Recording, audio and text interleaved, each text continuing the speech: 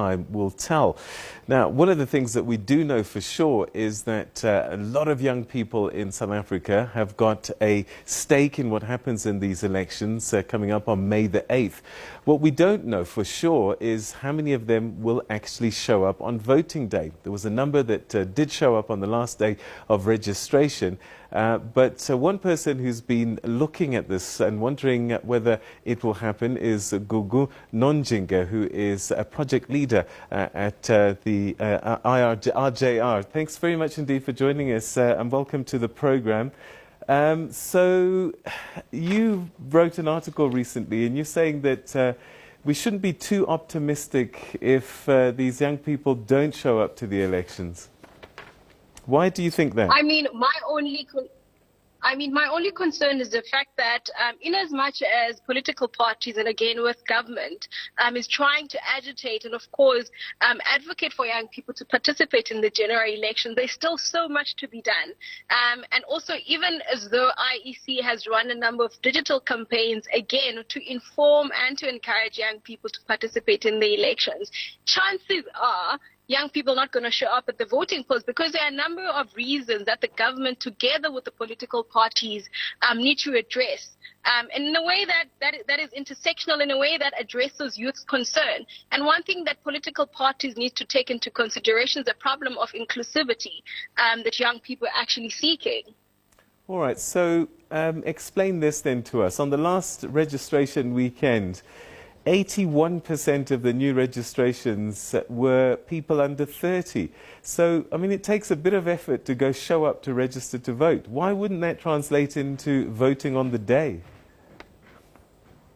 I personally believe that in as much as young people have registered to show up at the elections, but they are waiting for that one political party that's going to speak to their problems, that one political party that's going to show up and actually speak and include them in the table in decision-making processes. Between now and May, we still have a couple of days that young people are actually waiting up for the type of person or the type of leader that are actually going to be representative of them. Anything could happen. So it's better to register and know that I'm actually just waiting for someone to actually show up for us as young people, as opposed to me not registering and ending up not voting. So yes, young people have registered, but also I want us to look at the proportion of the young people. In as much as there's 81% of the new registrations are young people, but also how many of those young people are in South Africa of the proportion are actually registered. And there's a significant amount. There's about close to a number of millions of young people that haven't registered. And that's something that the IEC in itself needs to actually take into consideration. Does this translate into apathy and disinterest or a lack of faith in the election process? One thing that Afrobarometer tracks is the trust in institutions, and also IEC is one of the institutions. The latest Afrobarometer report has noted that a majority of South Africans are actually nonpartisan, meaning that there's very few South Africans that actually identify with political parties, and majority of those people are young people. And in the Afrobarometer, what you've seen also is a decline in trust in the IEC compared to the previous years. And that's something that needs to come into play when they're making decisions. It doesn't translate to political apathy because then young people still form movements outside of formal structures, reason being of them being included in the structures. So we see them in Fees Must Fall, Roads Must Fall. Those are examples that show that young people are not apathetic, but they just seek inclusion. All right, so you're suggesting that young people may say that they have other avenues to agitate for change rather than what we think is the most important, which is going to the elections every 5 years?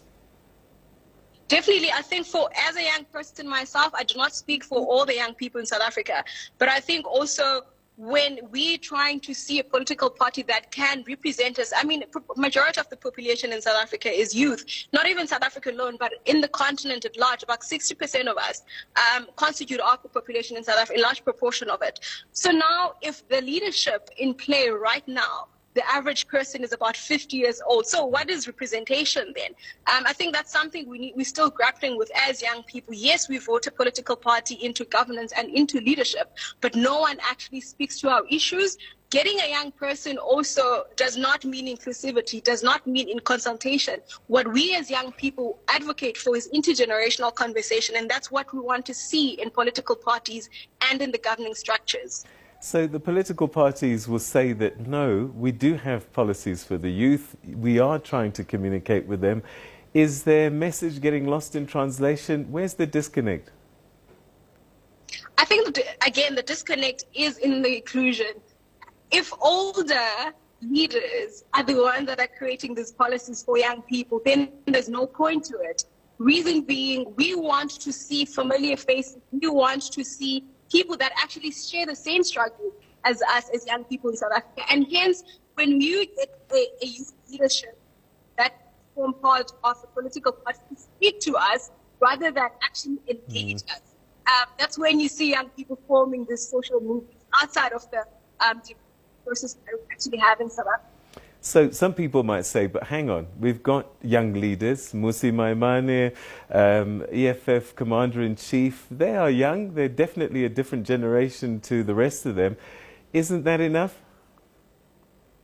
It's definitely not enough. It's definitely not enough because also even with them, yes, those young leaders, we believe as young people that those are leaders that actually have hidden agendas. In as much as they do say that they advocate for young people, we do not share the same sentiments and we do not share the same experiences, live experiences rather. When the Afrobarometer tracked partisanship and party identity in its latest survey, actually majority of the people that actually support the EFF are young people. But then again, the majority of these people do identify with the party itself.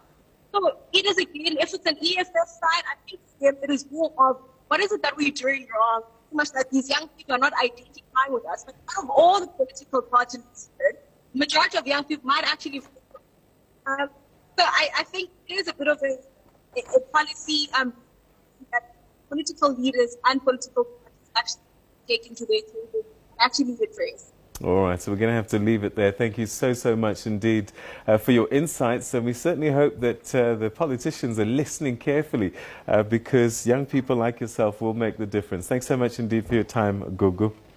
Thank you. Thank you. All right.